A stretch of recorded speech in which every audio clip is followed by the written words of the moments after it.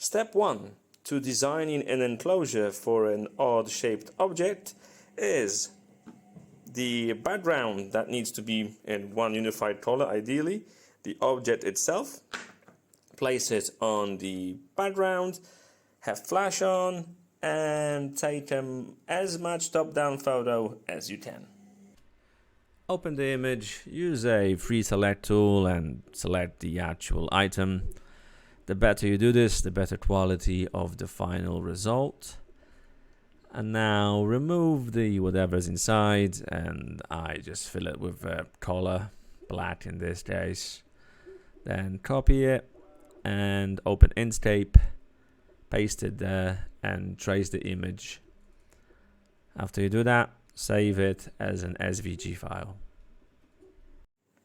To make sure that your object matches what's in reality, grab a caliper and measure the width of your actual item. Grab yourself TinkerCAD, import the file you just saved with Inkscape, which I'm doing now. Wait a few seconds, and here you go, the shape.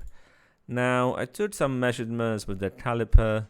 At the moment it's 97 millimeters wide, and that's not what it is. I want to go with 39.2 is the closest nice round number.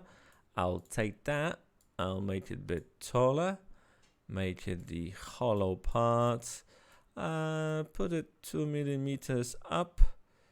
Yeah, that will do, because I need a little base. Grab another one of these, make it tiny wee bit shorter. A centimeter is perfect. I don't know, 38 by what, 44, something of that tune should do the trick.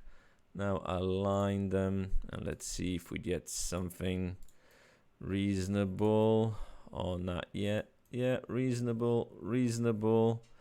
Yeah, not too shabby, apart from this wanting to be very up high in the sky. That should be perfect, and this is 2 millimeters up. Yeah, that should do the trick. Perfect.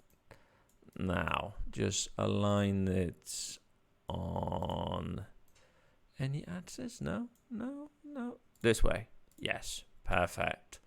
Now just make sure it's a 1. Change the color, I like yellow. Yeah, now it's 1, and this will be the enclosure, and let's just print it now.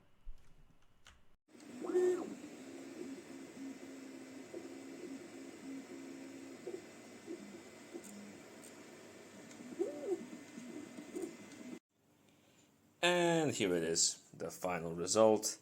It's really impressive. On the first attempt, it's a tight fit, so I would adjust the width of the thing by, I don't know, 1 millimeter to give it some leeway. But yeah, apart from that, it's doing great. So yeah, that's how I do it.